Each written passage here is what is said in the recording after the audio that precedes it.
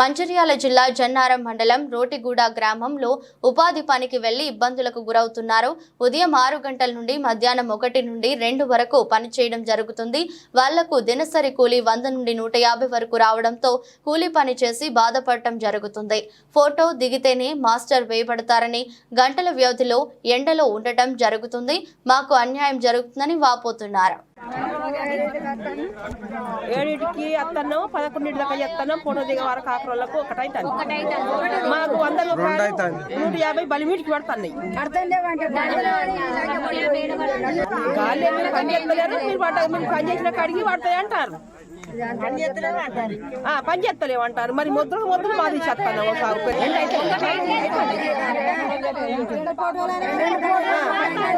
ఒక్క డాక్టర్